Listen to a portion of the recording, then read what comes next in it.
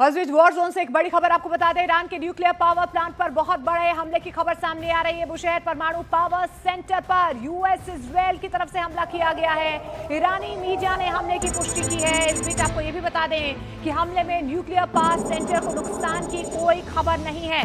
तो अहम खबर आपको बता दें, ईरान के न्यूक्लियर पावर प्लांट पर यह हमला किया गया है। बुशहर परमाणु पावर सेंटर पर यूएस इजरायल की तरफ से हमला किया गया है। ईरानी मीडिया ने हमले की पुष्टि की है।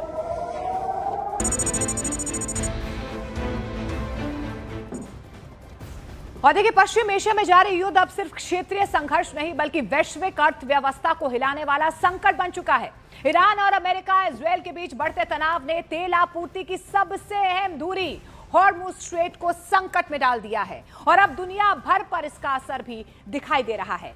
दरअसल आपको बता दें, देखिए, तेल की अगर हम बात कर लेते हैं तो ईरान के बातचीत से इनकार के बाद क्रूड ऑयल एक बार फिर से $100 पार पहुंच चुका है। यानी कि पहले यह कहा जा रहा था कि जैसे ही ट्रंप की तरफ से दावा किया गया कि ईरान से बातचीत हो रही है, क्रूड ऑयल यानी कि कच्चे तेल की कीमतें नीचे आ गई थी।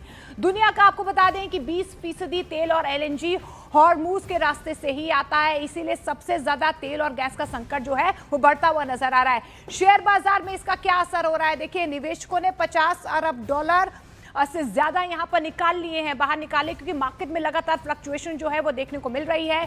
ताइवान से सबसे ज्यादा, जी हां, $25.28 बिलियन निकाले गए हैं। दक्षिण कोरिया की बात कर लेते हैं तो दक्षिण कोरिया से $13.5 बिलियन निकाल लिए गए हैं। इकोनॉमी पर इसका सीधे तौर पर असर देखा जा रहा है। कहां कहां पर सबसे ज्यादा इकोनॉमीज पर प्रहार हो रहा है? अमेरिका की बात कर लेते हैं, यूरोप की बात कर लेते हैं, जापान और यूके में बिजनेस ग्रोथ थोड़ी सी धीमी हो रही है।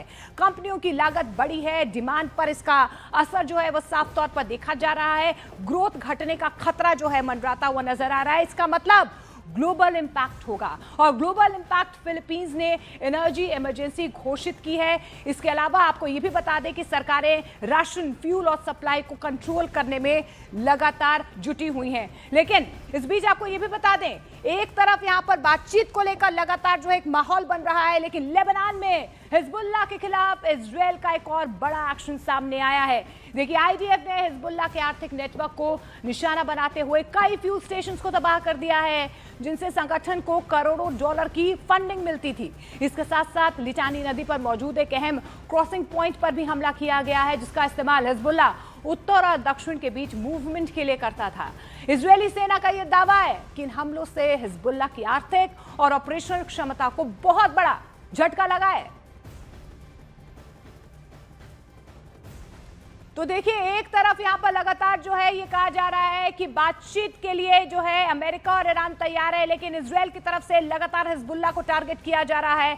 लेबनान में एक बार फिर से हिजबुल्लाह के कई ठिकानों पर यहां पर इजरायल की तरफ से अटैक किया गया है और ये बहुत बड़ा एक्शन जो है वो सामने आया है। लेकिन इस बीच आपको बता दें कि अमेरिकी सेना ने ईरान के अंदर 9000 से ज्यादा सैन्य ठिकानों को तबाह कर दिया है, जिससे ईरानी रिजीम की लड़ाकू क्षमता लगभग खत्म हो चुकी है।